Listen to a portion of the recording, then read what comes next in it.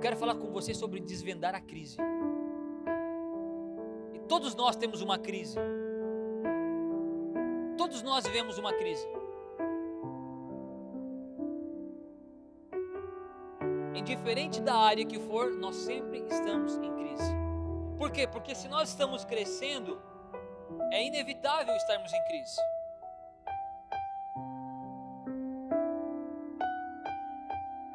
Porque a crise, ela vem de um lugar de decisão. Todas as vezes que eu preciso decidir algo, eu entro em crise. Pode ser que eu não seja abalado por essa decisão, não seja abalado por essa crise, porque é uma decisão básica, mas eu estou em crise. É um evento, é um momento decisivo. Do latim, a crise vem da palavra crises. E isso vem de um lugar onde não existe o singular. Por que não existe singular? Porque diariamente, constantemente, nós estamos vivendo momentos de crise. Talvez a sua crise, ela seja emocional. Talvez a sua crise, ela seja financeira, espiritual, familiar. Mas é na crise que nós tomamos uma postura, uma decisão. É na crise que eu decido. Ou eu cresço, ou eu sou destruído. É na crise que eu devo tomar uma postura. De qual o próximo passo eu vou dar? É em momentos de crise em que eu tenho que realmente me posicionar e dizer: Senhor, eu preciso do teu mover agora, do teu agir. É no momento de crise que o Espírito Santo tem liberdade, tem espaço, lacunas para trabalhar em nós e através de nós. Qual é o momento em que nós mais oramos e buscamos e choramos na presença de Deus? É quando estamos em crise. O momento em que eu entro no meu quarto, eu fecho a porta e lá eu choro na presença do Senhor. É Deus, eu preciso, me ajuda. É nesse momento. Senhor, o Senhor está entendendo? Se eu não sair desse quarto agora e lá fora tiver um milagre, o meu mundo vai desabar. Senhor, olha para aqueles que eu amo, olha para aquelas pessoas que realmente eu me importo e elas estão vivendo um momento de dificuldade. Toda crise ela é fundamentada em algo que eu julgo que eu não merecia.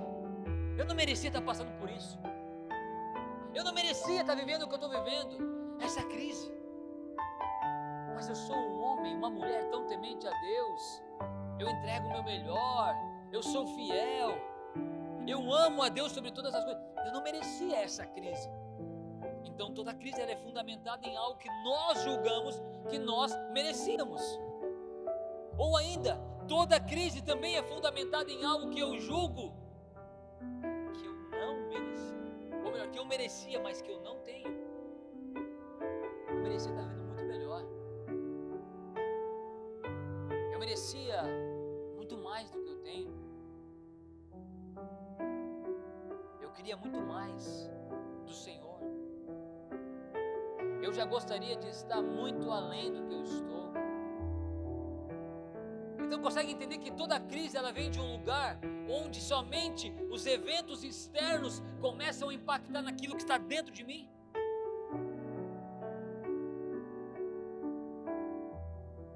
O mundo exterior não deveria abalar o meu interior se eu estou no Senhor.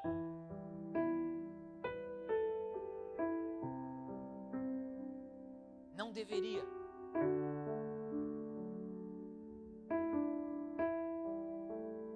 E aí nós começamos a entender, mas por que da crise? Ou como viver isso? 2 Coríntios 4,16. Por causa disso, nós não desfalecemos, mas ainda que nosso homem exterior pereça, Contudo, o homem interior é renovado dia a dia. Em uma versão revisada do inglês diz assim, por isso nós não desanimamos, mas embora nosso homem exterior está em decomposição, cada dia que passa, nossa carne mortal está morrendo um pouco. Cada dia que passa, o meu exterior está se desfazendo. É o momento em que eu percebo que eu estou com rugas que não tinha. É o momento em que eu começo a perceber que o meu físico já não é mais aquele que eu tinha quando eu tinha 20 anos atrás. Já não responde mais como eu me comportava. Eu até penso, mas as minhas pernas não alcançam. É um momento onde a lei da gravidade chega para todos nós. E a mesma beleza que nós tínhamos quando tinha 15, 20 anos, nós julgamos que nós já não a temos mais. Mas ainda assim, diz a palavra, que o nosso exterior esteja se desfalecendo, esteja se decompondo, ainda assim. Mas nosso homem interior é renovado dia após dia. E deixa eu falar algo que talvez mude a sua mentalidade. Você não é essa pessoa sentada aí que todos conseguem enxergar. Você é o espírito criado pelo próprio Deus. E você tem uma alma onde você pensa, onde você sente, onde você se emociona. E habita nesse corpo aí. Então quando Deus olha para você, Ele não olha para o seu corpo. Ele olha para o espírito que foi criado e recriado nele.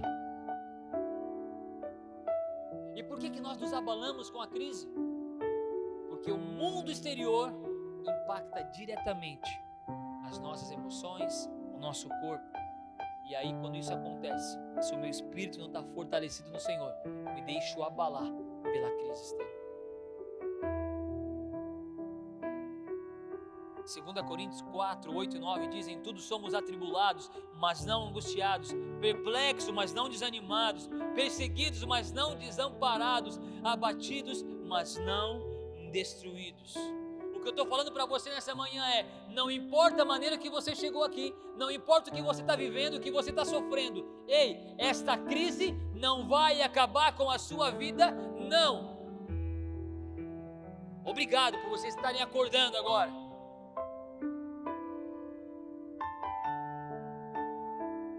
É o Espírito Santo, através de você, através de nós.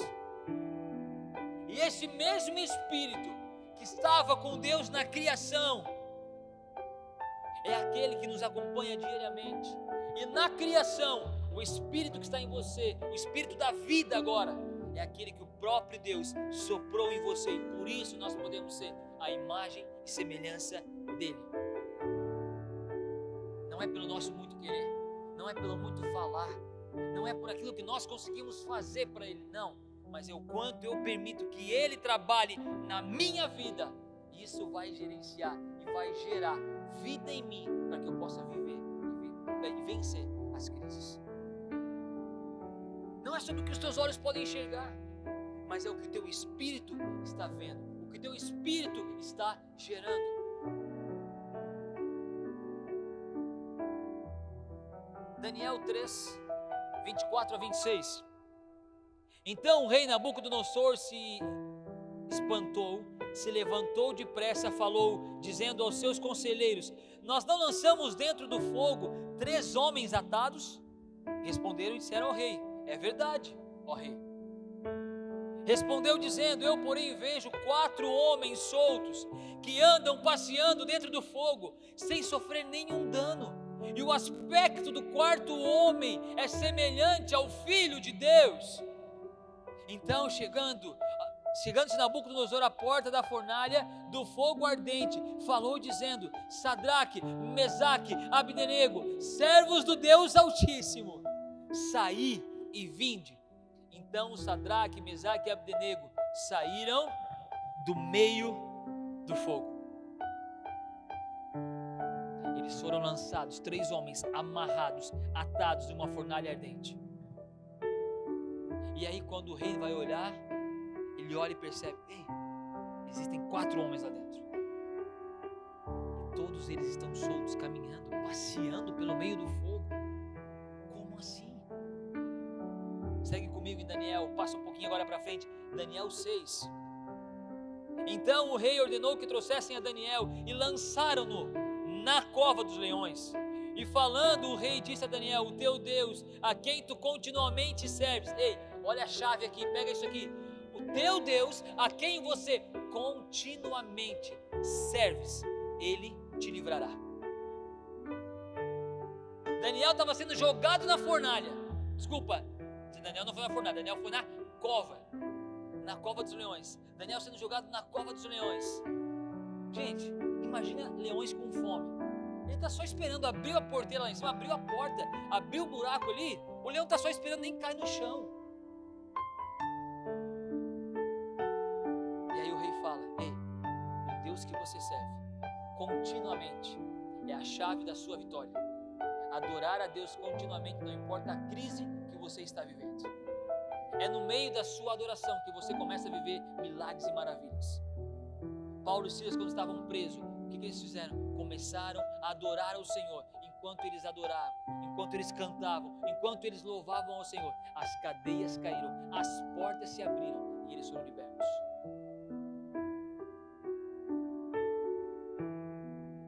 Cara, eu amo demais Deus, a forma que Deus faz. E foi trazido uma pedra e posta sobre a boca da cova. Tipo, cara, lança Daniel na cova, põe uma pedra, a gente não quer nem ver o que vai sair lá dentro. Não quer nem ver ser destroçado, deixa o cara lá dentro. Você põe uma pedra por cima, tipo, põe a pedra aí no túmulo, que é um túmulo.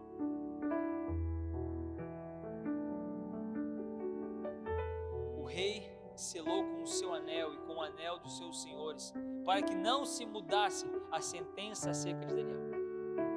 Então o rei se dirigiu para o seu palácio e passou a noite em jejum, verso 18, estou lendo, e não deixou trazer à sua presença instrumentos de música e fugiu dele o sono.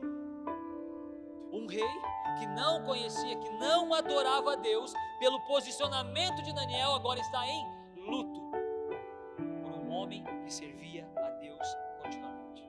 Talvez a crise que você está vivendo, aquilo que você está enfrentando em adoração, você não possa entender nesse momento, mas existem à sua volta pessoas que estão te observando, e nesse mesmo momento de crise, elas olham para você, elas começam a entender, elas não entendem, elas começam a perguntar, por que essa pessoa, mesmo em crise, não para de adorar o Deus dela?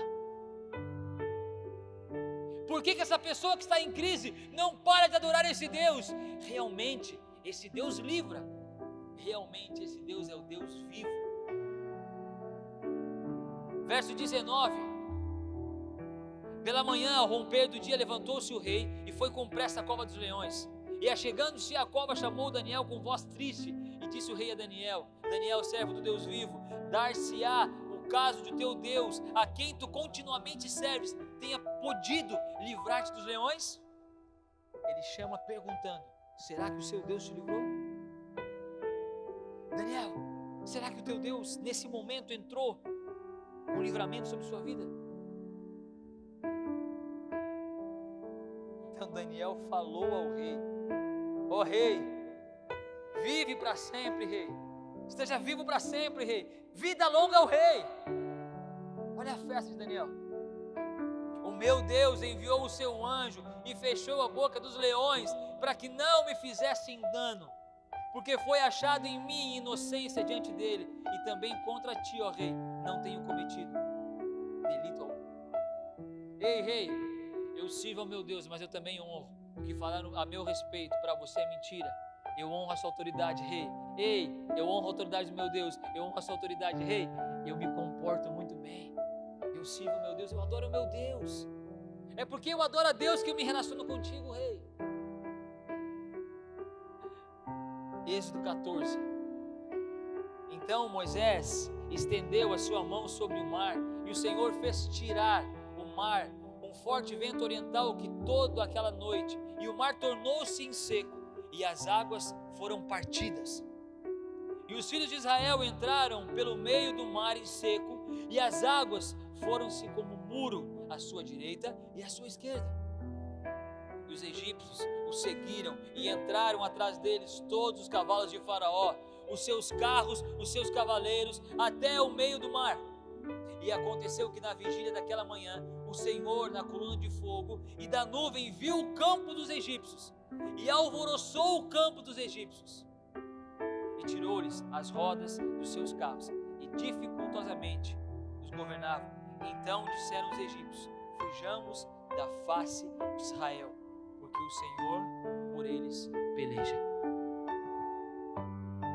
Israel estava despreparado, vinha os egípcios. O Senhor, olhando, falou: ei, no meio dessa crise, mesmo que o povo não esteja percebendo que os egípcios estão chegando, eu já estou vendo.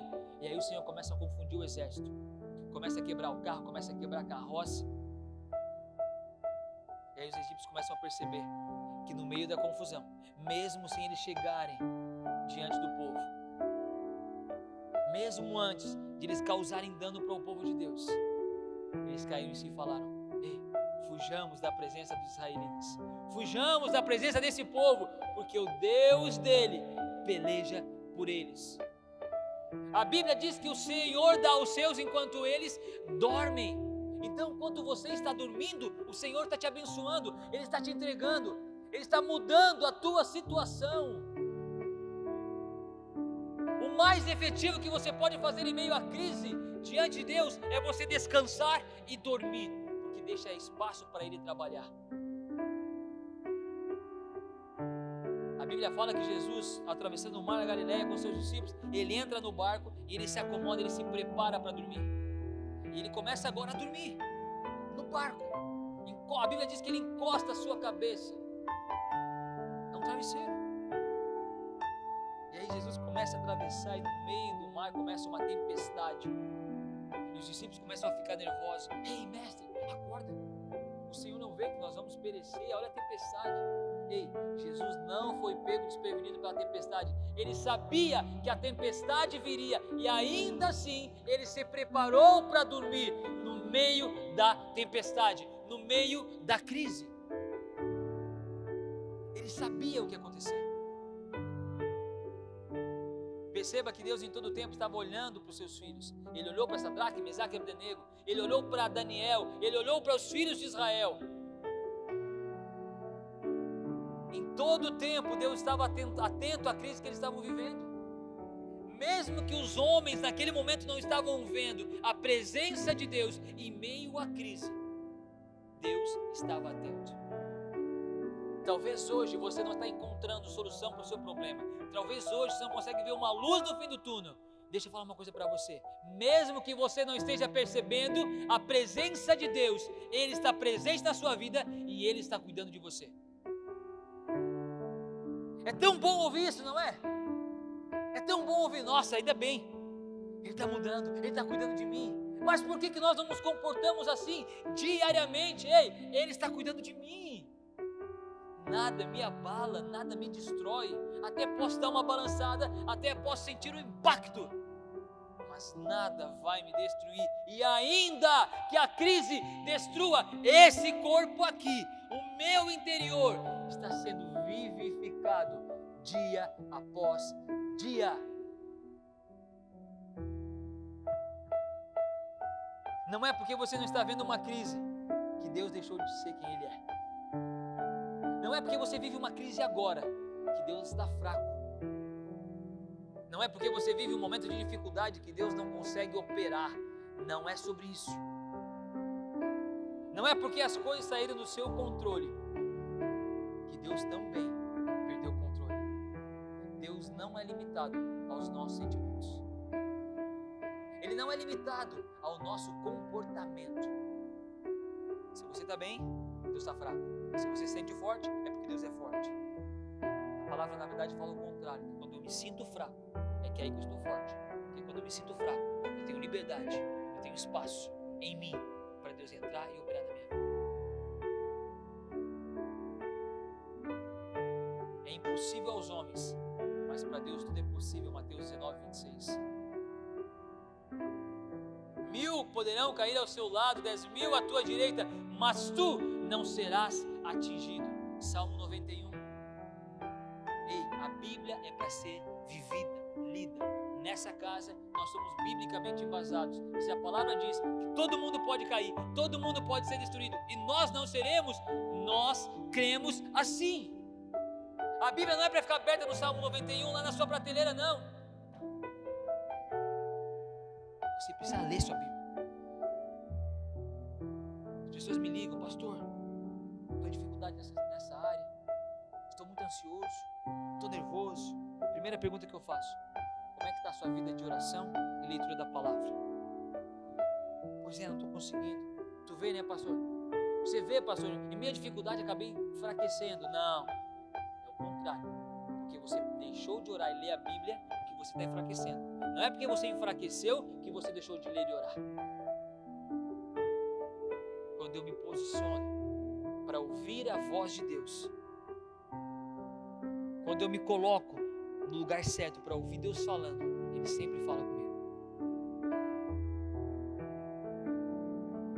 Tem um amigo, o pastor André Tanaka, está em Recife hoje, ele fala sobre isso. Você querer ouvir a voz de Deus com a Bíblia fechada é a mesma coisa que você querer receber uma ligação importante com o telefone desligado. Deus fala comigo. Hoje eu vou no culto, se Deus não fala comigo, eu não volto nunca mais. Se Deus não me entregar uma palavra profética hoje no culto, eu não volto mais na igreja, eu abandono. Senhor, hoje, quem nunca fez essa oração? Eu já fiz. Momento de confissão de pecado. Senhor, eu vou na igreja hoje, e essa é a última chance que eu te dou. Eu fico imaginando Deus olhando para mim. Nossa, pobre mortal. Você me dá chance, é isso? De verdade, você está me dando uma chance. Eu já fiz essa oração.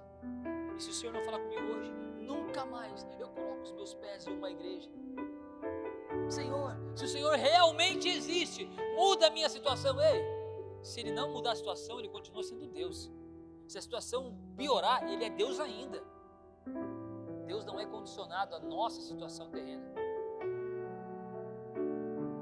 Mas para não ficar somente trazendo para você reflexões e para que você possa entender que nós estamos em crise, eu quero trazer para você 5 verdades, 5 maneiras para que você possa viver e vencer a sua crise. Porque não adianta nós simplesmente nos acostumarmos, nos adaptarmos. Ah, tudo bem, estou conformado. O pastor diz que a gente vai viver sempre em crise mesmo. Ei, a crise ela é diária. Se a crise é diária, aqueles que estão no Senhor precisam viver diariamente milagres e maravilhas. Amanhã é segunda-feira. Talvez você tenha a síndrome da segunda-feira. Meu Deus, segunda-feira, chegou boleto, e agora o que eu faço? Meu Deus, ei, calma. O mesmo Deus que proveu no dia 5 do mês passado, é o Deus que pode prover no dia 5 desse mês. Obviamente Deus não tem uma agenda com as datas dos nossos boletos, mas Ele está disponível para nos abençoar diariamente. E se eu tenho acesso a esse lugar de bênção, nada me abala. E se eu não conseguir pagar o meu boleto, Deus continua sendo Deus, Ele continua sendo Jeová Jireh, Jeová Rafa, Ele é Deus.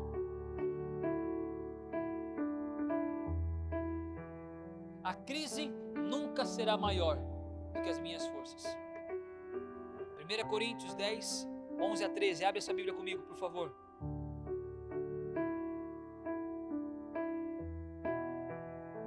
Coríntios, capítulo 10, versos 11 a 13, diz assim: nem murmureis, como também alguns deles murmuraram e foram destruídos pelo destruidor. Ora, todas essas coisas lhes aconteceram como exemplos, e elas são escritas para a nossa admoestação, sobre quem os fins dos séculos está chegando. Aquele, pois, que pensa estar em pé, cuide para que não caia. Não vos tem sobrevindo tentação que não seja comum aos homens. O Senhor não olha para mim, Ele não vê a minha situação. Ei, igual a você, existe mais 7 bilhões de pessoas no mundo que já viveram, estão vivendo ou vão viver o mesmo problema que você. perda de um ente querido, uma quebra financeira, uma fraqueza espiritual. É comum a nós. No mundo tereis aflições, mas tem de bom ânimo, porque eu já venci o mundo. O que a palavra está falando aqui, o que Paulo está dizendo é: fiquem tranquilos, não vai vir nada sobre vocês que vocês não consigam suportar. Sabe o momento que você diz: Senhor, eu não aguento mais? Ele fala: eu te conheço, continua caminhando, eu sei que você aguenta. Quando foi a última vez que você disse: Senhor, eu não aguento mais? Depois que você falou isso, você morreu. Qual foi a última vez que você morreu? Enquanto houver vida, enquanto houver fôlego, existe esperança no Senhor.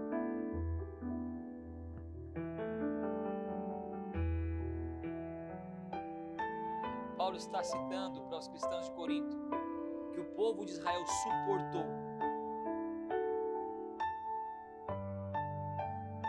Quando perecemos em meio à crise, não é porque Deus não está atento, mas é porque o nosso olhar já não está mais nele.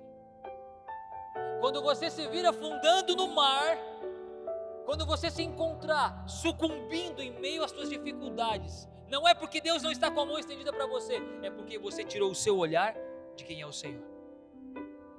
Pedro fala: Senhor, se é o Senhor mesmo, me manda encontrar o Senhor, me manda ter contigo. O que Jesus fala? Vem Pedro.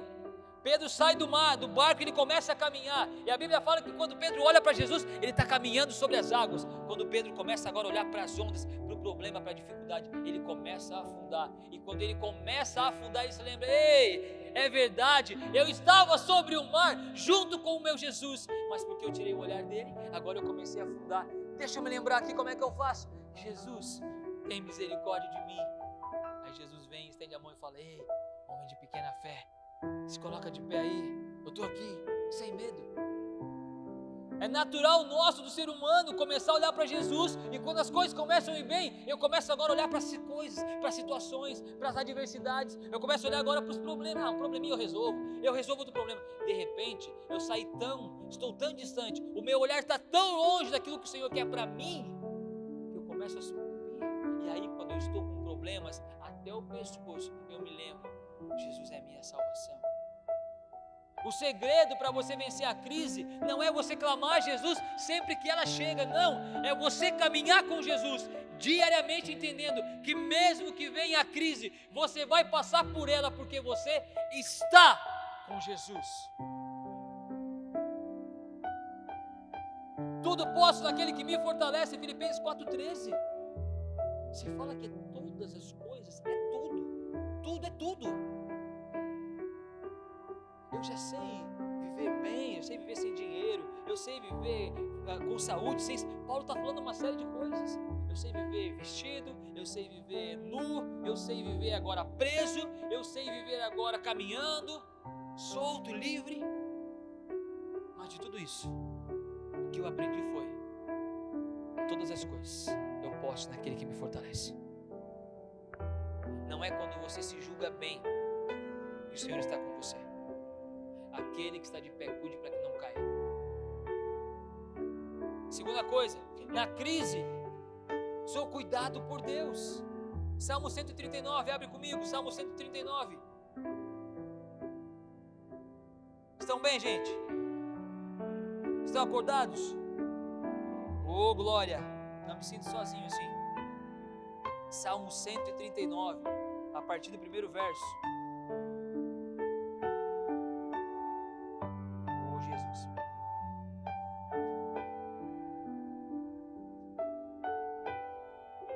Certamente você conhece esse salmo.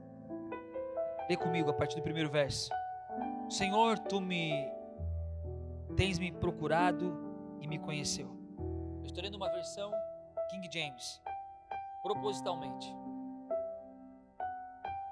porque a versão do inglês ela traz mais literalidade sobre aquilo que nós estamos lendo.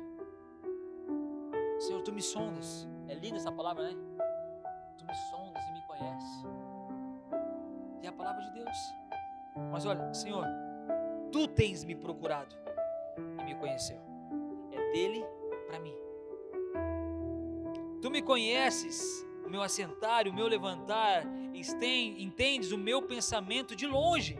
Secas a minha vereda e o meu deitar e conheces todos os meus caminhos.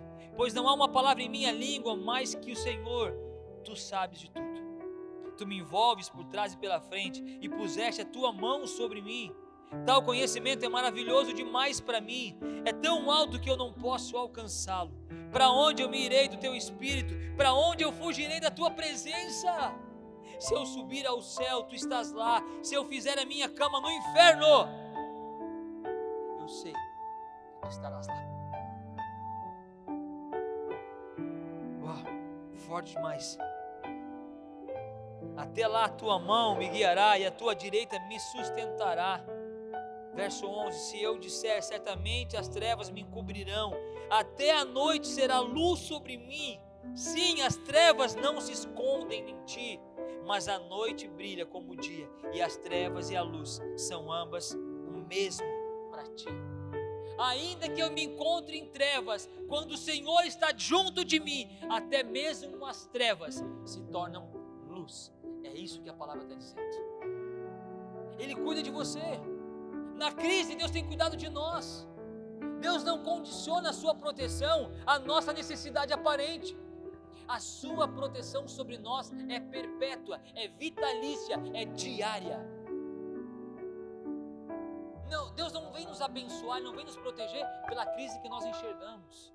Não, existem muito mais coisas que nós nem percebemos contra as nossas vidas, que nós somos livres diariamente e nós nem percebemos. Por isso que nós temos que viver uma vida de gratidão diariamente.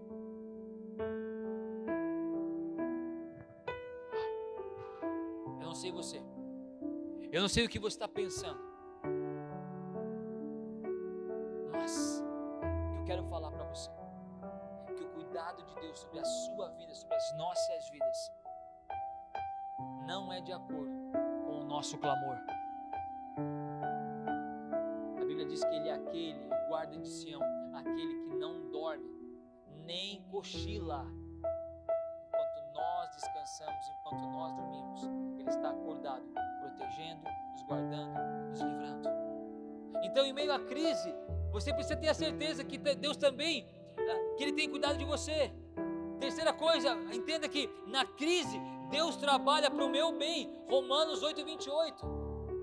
Todas as coisas cooperam para o bem daqueles que amam e servem a Deus. Ei, esta crise, esse problema, esta dificuldade vai transformar o seu caráter e você vai sair no outro lado melhor do que você entrou.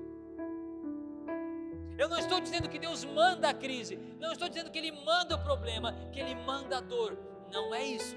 Mas o que eu estou falando é, mesmo em crise, mesmo em meio aos problemas, mesmo em meio à dor, disso tudo, Ele consegue tirar coisas boas ao nosso favor. José foi vendido como escravo, terminou como governador. Jó perdeu tudo e Deus restituiu para ele 2 vezes mais. Ana era estéril e envergonhada. Ela termina a sua história sendo mãe de filhos. Você que já foi caluniado, injustiçado, falido, traído, quantas coisas, quantas vitórias hoje você já tem para contar? Houve uma época que eu não tinha nada, eu não tinha família, eu não tinha isso. Nós começamos a enumerar, e aí a gente começa a encher o coração, o peito de fôlego para dizer, mas Deus mudou a minha história, Deus mudou a minha vida. Glória a Deus. E há 10 anos, 10 anos atrás, e ontem, e o que Ele fez hoje pela manhã na sua vida, o fôlego que Ele te deu para você estar aqui, a saúde necessária para você estar aqui. Glorifica o Senhor.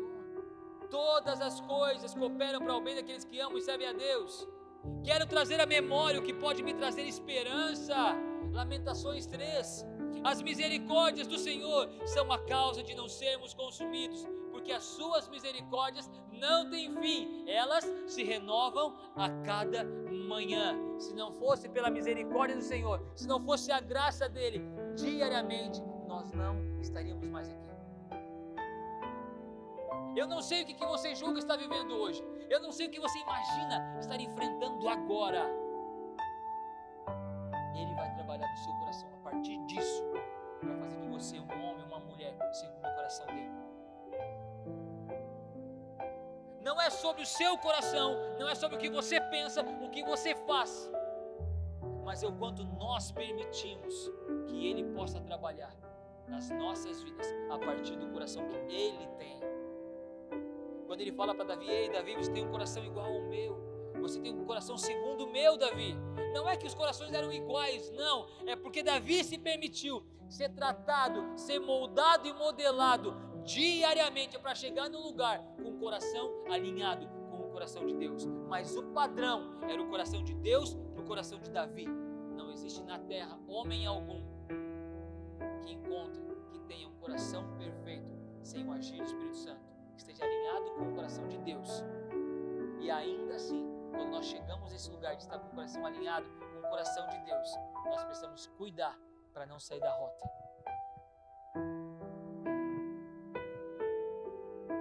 Na crise, ele é a minha força. Isaías 40, 31. 2 Coríntios 12, 10.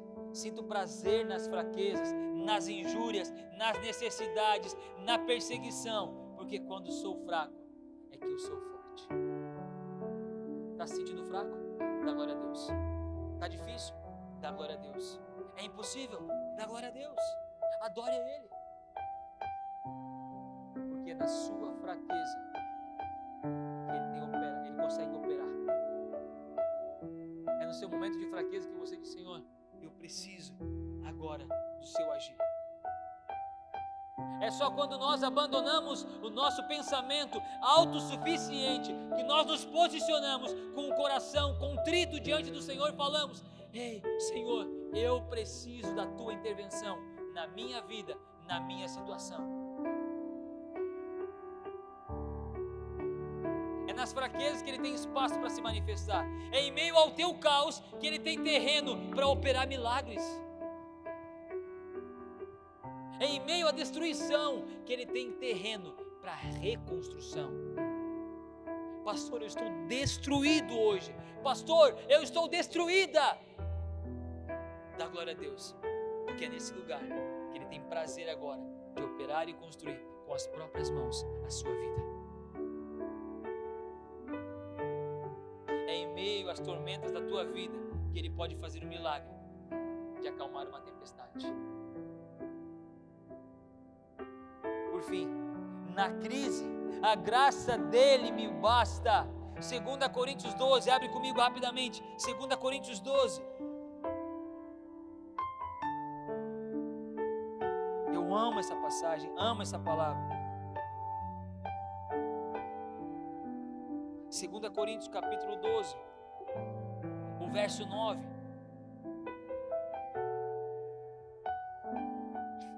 E ele me disse: a minha graça é suficiente para ti, porque a minha força se aperfeiçoa na sua fraqueza.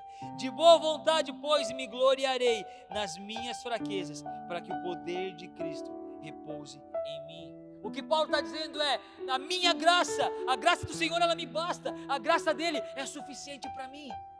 Então, a partir de agora, eu vou me gloriar, eu vou agradecer pelas minhas fraquezas. A partir de agora, eu vou dar graças a Deus pelas minhas lutas, porque é em meio às minhas lutas que Ele tem espaço para operar na minha vida. Quando você tem entendimento de quem é o seu Deus, não importa as circunstâncias, não importa o mundo lá fora, o mundo caído, não importam as aflições, você passa pela prova dando glória a Deus. E os mais antigos já lembraram daquela canção. É isso aí, eu vou passando pela prova dando glória a Deus. É você encontrar satisfação em quem Ele é, não naquilo que Ele pode te dar.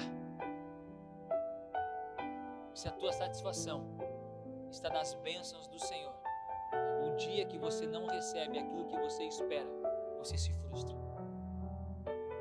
nenhum relacionamento que é embasado em presentes, em dar, receber, é suficiente para a sua vida. O dia que seu marido não chega com flores, quer dizer então que ele não te ama mais? O dia que a sua esposa não prepara a mesa, não faz aquela comidinha que você gosta, quer dizer então que ela já não te ama mais? O dia que o seu amigo não te liga, te mandando uma mensagem, perguntando como você está, quer dizer então que você já não tem mais amizade dele? Não. E por que nós muitas vezes nos comportamos assim diante de Deus? Se o Senhor me abençoa, eu amo. Se o Senhor me entrega, se o Senhor me dá, eu o adoro. Se o Senhor me livra, eu sei que Ele é verdadeiro. Quando tudo está perdido, é que a graça dele faz sentido para mim. Quando tudo está perdido, é que a graça de Deus começa a fazer sentido na minha vida. Você ganhar mais do que você já tem, não faz diferença alguma. Já tenho muitas bolinhas de gude, uma mais, uma menos, não me fará diferença. Só quem reconhece o perdão que já recebeu, a graça que foi depositada, que foi disposta, não consegue viver distante da presença do Senhor.